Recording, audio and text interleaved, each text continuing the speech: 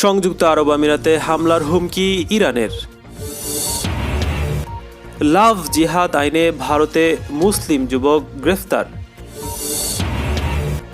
স্টেডিয়ামগুলোকে জেলে রূপান্তরের অনুমতি না দেয় কেজরিওয়ালের ওপর ক্ষুব্ধ মোদি সরকার।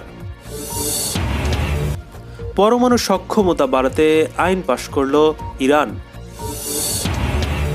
আগামী সপ্তাহ থেকে গণহারে টিকা দেওয়ার নির্দেশ পুতিনের। আফগানিস্তানে গেল ইরানের প্রথম পণ্যবাহী ট্রেন, শিগগিরই আনুষ্ঠানিক উদ্বোধন। বাগদাদ দূতাবাস থেকে কর্মী প্রত্যাহার করছে আমেরিকা। লিবিয়ায় তৎপর 20,000 বিদেশি যোদ্ধা, বলছে জাতিসংঘ। এবং জাপানে করোনার চেয়ে আত্মহত্যায় মৃত্যু বেশি। আপডেট আন্তর্জাতিক সংবাদ পেতে চ্যানেলটি সাবস্ক্রাইব করে বেল আইকনে ক্লিক করুন। আমাদের ভিডিওতে লাইক দিয়ে আপনার মতামত জানান। সংযুক্ত আরব আমিরাতে হামলার হুমকি দিয়েছে ইরান। আবুধাবির যুবরাজ ও আমিরাতের ডি ফ্যাক্টো শাসক মোহাম্মদ বিন জায়েদের সঙ্গে সরাসরি যোগাযোগ করে ব্যাপারে নিজ দেশের অবস্থান জানিয়ে দিয়েছে তেহরান। গত সপ্তাহে এমবিজেটের সঙ্গে ইরানি কর্তৃপক্ষের যোগাযোগ হয়েছে বলে জানিয়েছে সংবাদ মাধ্যম মিডল ইস্ট আই।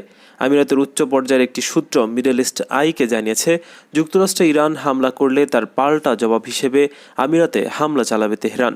দেশের পারমাণবিক কর্মসূচির স্থপতি মোহসেন ফাখরিজাদে হত্যাকাণ্ডের পর থেকে এমনিতেই উচ্চ সতর্ক অবস্থায় রয়েছে ইরান। এর মধ্যে ইরাক সিরিয়া সীমান্তে বিমান হামলা চালিয়ে দেশটির একজন কমান্ডারকে হত্যা করা হয়। ইসরায়েলের গোয়েন্দা সূত্রের বরাত দিয়ে যুক্তরাষ্ট্রের প্রভাবশালী সংবাদ মাধ্যম নিউ ইয়র্ক টাইমস জানিয়েছে, ফাখরিজাদে হত্যাকাণ্ডের পর এবার মার্কিন হামলার আশঙ্কা করছে ইরান। দেশটির শঙ্কা 20 জানুয়ারি মেয়াদ শেষের আগেই ইরানে হামলা চালাতে পারে ডোনাল্ড ট্রাম্প প্রশাসন। সূত্রের বরাত দিয়ে মিডল ইস্ট আই জানিয়েছে, ইরানের কাছ থেকে সরাসরি হুমকি পেয়েছে এমবিজেড। এক্ষেত্রে কোনো প্রক্সি ব্যবহার করা হয়নি। ইরান এমবিজেডকে সাফ জানিয়ে দিয়েছে, ফাখরিজাদে হত্যাকাণ্ডের জন্য আমরা আপনাকে দায়ী করব। ইরান থেকে আমিরাতের দূরত্ব মাত্র 70 কিলোমিটার। দীর্ঘদিনের অবস্থানের বদল ঘটিয়ে 2020 সালের সেপ্টেম্বরে যুক্তরাষ্ট্রের মধ্যস্থতায় ইসরায়েলের সঙ্গে সম্পর্ক স্থাপন করে আরব আমিরাত। এই ঘটনায় ক্ষুব্ধ হয় তুরস্ক ও ইরানের মতো দেশগুলো। দেশের শীর্ষ পরমাণু বিজ্ঞানী মোহসেন ফাখরিজাদে হত্যাকাণ্ডের জন্য ইসরায়েলকে দায়ী করে তেহরান। ইসরায়েলের সঙ্গে চুক্তির পর আবুধাবির হোটেলগুলোতে বাধ্যতামূলক ইহুদি খাবার রাখার নির্দেশ দেয় কর্তৃপক্ষ। ইসরায়েলের নাম উল্লেখ না করেই আমিরাতে ব্যবসার ক্ষেত্রে বিদেশিদের শতভাগ মালিকানার বিধান করে কর্তৃপক্ষ। উদ্যোগ নেওয়া হয় অ্যালকোহল গ্রহণ ও অবিবাহিত যুগলদের একসঙ্গে বসবাসের মতো বিষয়গুলোকে আইনি বৈধতা দেওয়ার। ইসরায়েলের সঙ্গে সম্পর্ক উন্নয়নের ধারাবাহিকতায় 13টি মুসলিম দেশের নাগরিকদের নতুন করে ভিসা দেওয়া বন্ধ করে দেয় আমিরাতি কর্তৃপক্ষ।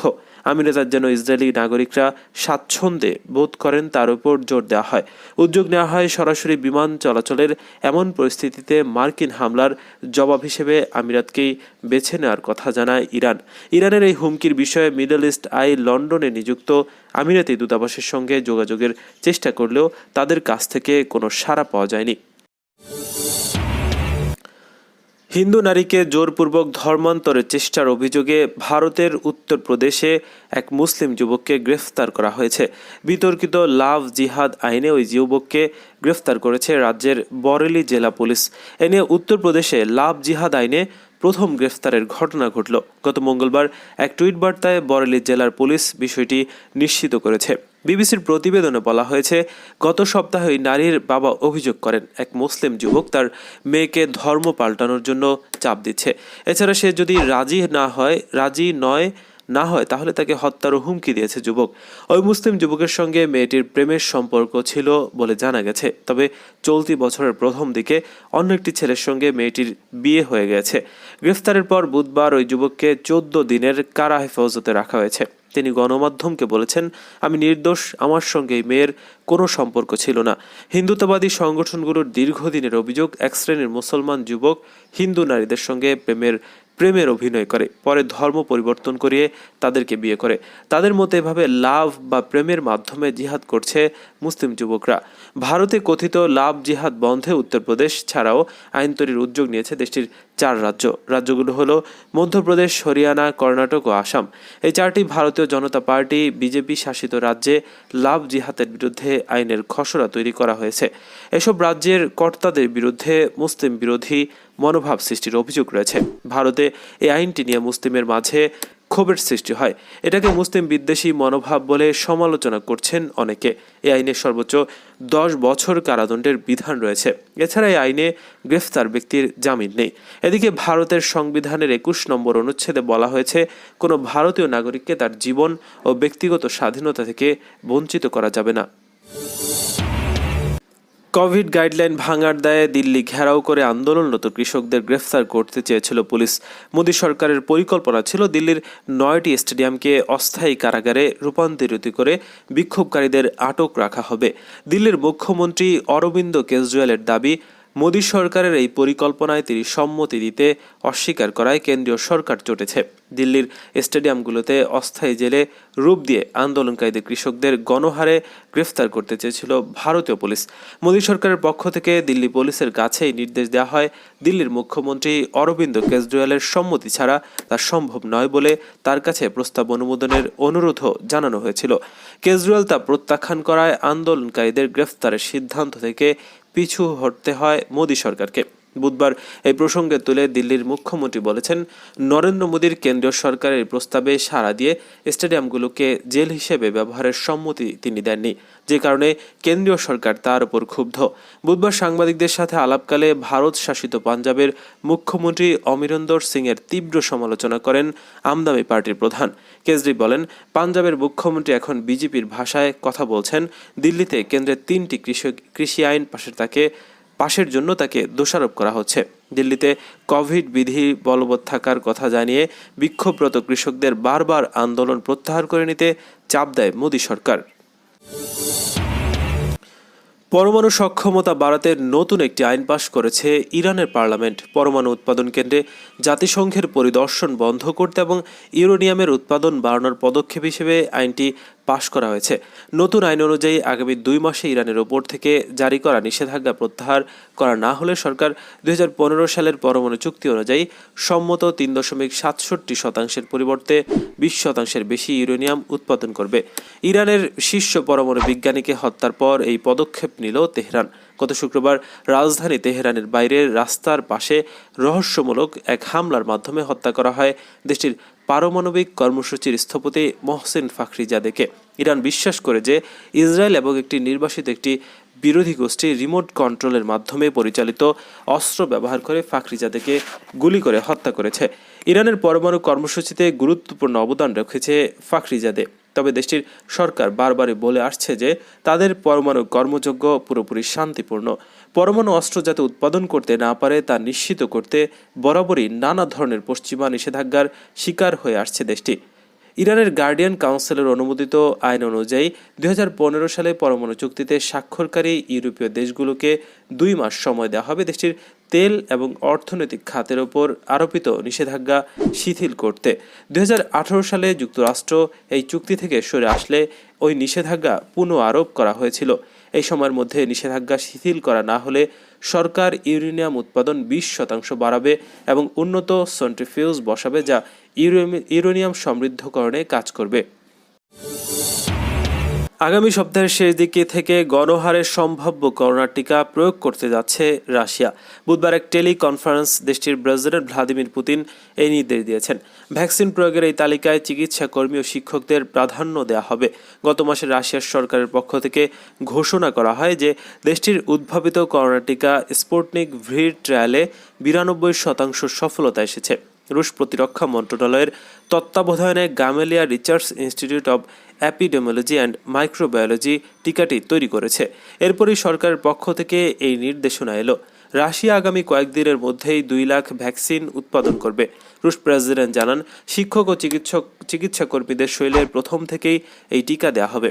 দেশটির উপপ্রধানমন্ত্রী তাতিয়ানা গলিকোভাতে পুতিন নির্দেশনা দিয়ে বলেছেন, এই পদ্ধতিটি এমনভাবে সংঘটিত করতে হবে যাতে আগামী সপ্তাহের শেষ দিকেই বৃহৎ পরিসরে টিকা প্রয়োগ শুরু করা সম্ভব হয়। তবে এখন পর্যন্ত উৎপাদিত টিকা প্রাথমিক প্রয়োজন পূরণে সক্ষম হবে। রাশিয়ার তৈরি টিকাটি 2 থেকে 8 ডিগ্রি সেলসিয়াস তাপমাত্রায় সংরক্ষণ করা যাবে। প্রস্তুতকারী সংস্থাটির দাবি, আন্তর্জাতিক বাজারে স্পুতনিক 5-এর প্রতি ডোজ $10 কম মূল্যে পাওয়া যাবে, বাংলা টাকায় প্রায় 8,000 টাকা। তবে নিজেদের জনগণের জন্য এই টিকা বিনামূল্যে সরবরাহ করা হবে বলে ঘোষণা দিয়েছে রুশ সরকার। গামালেয়া রিসার্চ সেন্টারের পরিচালক আলেকজান্ডার গ্রিন্সবার্গ এক বিবৃতিতে বলেছেন, টিকার দ্বিতীয় ডোজ দেওয়ার 1 সপ্তাহ পর দ্বিতীয় বিশ্লেষণের উপাত্ত সংগ্রহ করা হয়। এর তো অর্থ হলো তাদের দেহ দুটি ডোজের ক্ষেত্রেই আংশিকভাবে সাড়া দিয়েছে। টিকাটির কার্যকারিতা ভবিষ্যতে আরও বাড়াতে পারে বলেও জানান তিনি। ইরানের পণ্যবাহী একটি ট্রেন প্রথমবারের মতো আফগানিস্তানে প্রবেশ করেছে বলে জানিয়েছেন আফগানিস্তানের পশ্চিমাঞ্চলীয় হেরাত প্রদেশের কর্মকর্তারা। তারা বলেছেন, ট্রেনটি 500 টন সিমেন্ট নিয়ে আফগানিস্তানে প্রবেশ করেছে। ইরান ও আফগানিস্তানের ইতিহাসে এই প্রথম দুদেশের মধ্যে কোনো পণ্যবাহী ট্রেন যাতায়াত করল। দুদেশের মধ্যে অর্থনৈতিক সহযোগিতা এবং স্থলপথে পণ্য পরিবহনের ক্ষেত্রে এটি একটি মাইলফলক হিসেবে কাজ করবে বলে হেরাতের প্রাদেশিক গভর্নরের মুখপাত্র জিলানি ফরহাদ আশা প্রকাশ করেছেন। তিনি বলেন, ইরানের খাফ শহর থেকে পরীক্ষামূলকভাবে পণ্যবাহী ট্রেনটি হেরাতে পৌঁছেছে। ফরহাদ জানান, প্রাথমিকভাবে খাফ ফেরান রুটে পণ্যবাহী ট্রেন চলাচল করবে এবং দ্বিতীয় পর্যায়ে রুট যাত্রীবাহী ট্রেন চালানো হবে। এই রুটে দৈনিক 4 থেকে 5,000 টন বাণিজ্যিক পণ্য পরিবহন করা সম্ভব বলে জানান হেরাতের এই মুখপাত্র। এদিকে আফগানিস্তানের রেল বিভাগ জানিয়েছে, তারা হেরাত খাফ রেললাইন আনুষ্ঠানিকভাবে উদ্বোধনের জন্য সব প্রস্তুতি সম্পন্ন করেছেন। শিগগিরই ইরান ও আফগানিস্তানের প্রেসিডেন্টরা এই ট্রেন রুট উদ্বোধন করবেন বলে কথা রয়েছে। ইরাকের রাজধানী বাগদাদের মার্কিন দূতাবাস থেকে বেশ কিছু কর্মী সাময়িকভাবে প্রত্যাহার করে নিচ্ছে আমেরিকা। ইরানের শীর্ষ পরমাণু বিজ্ঞানী মোহসেন ফাখরিজাদে হত্যাকাণ্ড এবং আইআরজিসির কোচ ফোর্সের কমান্ডার লেফটেন্যান্ট জেনারেল কাশেম সুলাইমানির হত্যার বার্ষিকীকে সামনে রেখে মার্কিন সরকার এই সিদ্ধান্ত নিয়েছে। গত জানুয়ারি মাসে কাশেম সুলাইমানিকে মার্কিন সন্ত্রাসী বাহিনী বাগদাদ আন্তর্জাতিক বিমানবন্দরের কাছে ক্ষেপণাস্ত্র হামলা চালিয়ে হত্যা করে। বাগদাদ দূতাবাস থেকে কর্মী প্রত্যাহার করার সঙ্গে সংশ্লিষ্ট একটি সূত্র বিষয়টি নিশ্চিত করেছে। সূত্র জানায়, মার্কিন জাতীয় নিরাপত্তা পরিষদের নীতি সমন্বয় বিষয়ক কমিটির মঙ্গলবারের বৈঠকে সিদ্ধান্ত হয়। সূত্র জানিয়েছে, বাগদাদ দূতাবাস থেকে আংশিক কর্মী সাময়িকভাবে প্রত্যাহার করা হবে। গতকাল মার্কিন টেলিভিশন চ্যানেল CNN এ খবর দিয়েছে।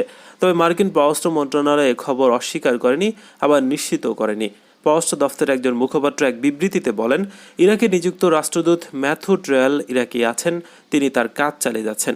বিশ্বের অন্যান্য প্রান্তেও পররাষ্ট্র দফতর তার কূটনৈতিক উপস্থিতি বজায় রেখেছে এবং সব কাজ স্বাভাবিকভাবে চলছে। যুদ্ধবিধ্বস্ত লিবিয়ায় অন্তত 20,000 বিদেশি যোদ্ধা ও ভাড়াটে সেনা তৎপর রয়েছে, বুধবারে তথ্য দিয়েছে জাতিসংঘ। এই পরিস্থিতিকে মারাত্মক সংকট হিসেবে আখ্যায়িত করেছে বিশেষ সংস্থাটির লিবিয়া বিষয়ক দূত স্টেফানি উইলিয়ামস। এক প্রতিবেদনে খবর জানিয়েছে কাতার ভিত্তিক সংবাদ মাধ্যম আল জাজিরা।